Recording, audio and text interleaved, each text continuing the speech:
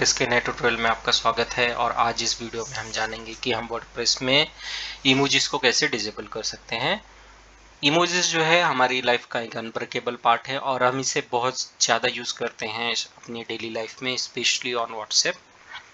सो आइए जानते हैं कि हम इमोजीज को वर्डप्रेस में कैसे डिसेबल कर सकते हैं, इसके क्या क्या मेथड्स हैं, और हम साथ ही साथ जानेंगे कि किन किन कंडीशंस में आपको इमोजीज यूज करने चाहिए या अपनी वर्डप्रेस वेबसाइट में इनेबल रखना चाहिए। Emojis were first introduce in WordPress 4.2। WordPress 4.2 दोस्तों जो आया था वो अप्रैल 23 2015 में आया था। ये फर्स्ट टाइम इंटीग्रेट हुआ था 2015 में।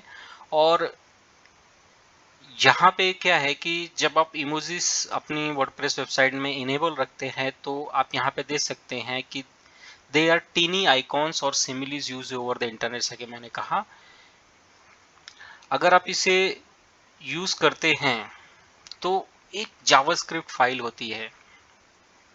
अगर आप इमोजीज का ऑप्शन इनेबल करते हैं तो एक wp emoji release .min.js ये जो जावास्क्रिप्ट फाइल है ये रन होती है। अब इस फाइल को रन करने के लिए WordPress creates an extra HTTP request. Means अगर आप इमोजी फीचर्स यूज कर रहे हैं तो अगर किसी ने आपके कमेंट सेक्शन में इमोजीज यूज किए हैं तो उसको एग्जीक्यूट करने के लिए वर्डप्रेस को एक HTTP रिक्वेस्ट सर्वर को भेजनी पड़ती है। और इसका डाउन साइड ये होता है कि इससे आपकी वेबसाइट का लोडिंग का टाइम बढ़ता है और आपकी वेबसाइट स्लो डाउन होती है। सो इसे डिसेबल करने के लिए आप एक प्लगइन का यूज कर सकते हैं जिसका नाम है डिसेबल इमोजी प्लगइन। और इस प्लगइन को आप एक्टिवेट करने के बाद में आपको जो है सेटिंग के अंदर आपको इमोजीज डिसेबल करने का ऑप्शन दिखाई देगा। अब आइए सेकेंड ऑप्शन की तरफ चलते हैं। इसका सेकेंड ऑप्शन है, एक तो हो गया जहाँ प्लगइन यूज करके, दूसरा हम ऑप्शन जानेंगे कोडिंग के मेथड का यूज करके। अब अगर आप प्लगइन यूज नहीं करना चाहते, और ये अच्छी बात है कि अगर आप अपनी वेबसाइट में कम से कम प्लगइन यूज करते हैं, क्योंकि प्लगइन एक एक्सटेंडेड फंक्शनैलिटी है वर्डप्रेस में जो हमारा काम आसान बनाती हैं। बट साथ ही साथ हमको इस चीज़ का भी ध्यान रखना चाहिए कि प्लगइन्स जो होते हैं वो एक डेवलपर के द्वारा क्रिएट किए जाते हैं। और अगर कोई प्लगइन प्रॉपरली तरीके से अगर कोडेड नहीं है या प्रॉपर तरीके से उसे अगर उसके डेवलपर ने नहीं डेवलप किया है तो वो आपकी वेबसाइट को स्लो डाउन भी कर सकता है। सो अगर आप कोडिंग में एवरेज हैं या ठीक ठाक हैं, आपको पता है कि wp config फाइल कैसे एडिट करनी है, htxs फाइल कैसे एडिट करनी है, या function.php फाइल कैसे एडिट करनी है, अगर आप बेसिक आपको नॉलेज है तो आप कोडिंग ही यूज करिए। सो ये जो कोड है इसे आपको अपनी थीम के function.php फाइल में यूज करना है। सो अब कैसे करेंगे, आप अपने सी पैनल से फाइल मैनेजर में जाएंगे। फाइल मैनेजर में जाने के बाद में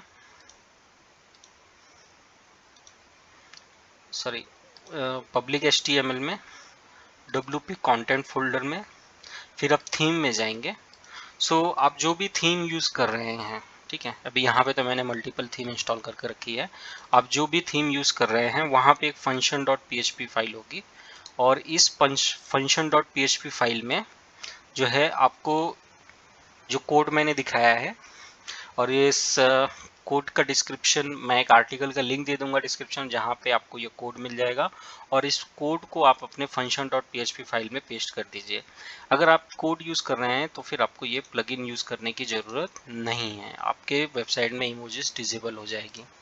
अब ये तो हो गया इमोजी डिसेबल के बारे में कि हमने सीखा कि आइदर प्लगइन या कोडिंग दोनों का यूज़ करके हम जो है प्लगइन डिसेबल कर सकते हैं, इमोजीज डिसेबल कर सकते हैं। लेकिन अगर आप इमोजी अपनी वेबसाइट में रखना चाहते हैं तो ध्यान रखिए कि अगर आप शेयर्ड होस्टिंग पे है तो मत यूज करिए, लेकिन अगर आपके पास आप खुद का डेडिकेटेड सर्वर है तो आप बेफिक्र इमोजीज यूज करिए, क्योंकि इससे क्या होगा कि आपके सर्वर पे लोड नहीं पड़ेगा। जो कि शेयर होस्टिंग होती है वहाँ पे सर्वर रिसोर्सेज काफ़ी लिमिटेड होते हैं, तो मेरा ये रिकमेंडेशन है कि आप इमोजीज को शेयर होस्टिंग पे ना यूज़ करें। सो दोस्तों, इस वीडियो में सिर्फ इतना ही, और आई होप आप समझ गए होंगे कि वर्डप्रेस में इमोजीज कैसे डिसेबल करते हैं। इस वीडियो में इतना ही, मिलता हूँ आपसे नेक्स्ट वीडियो में। Thank you for watching.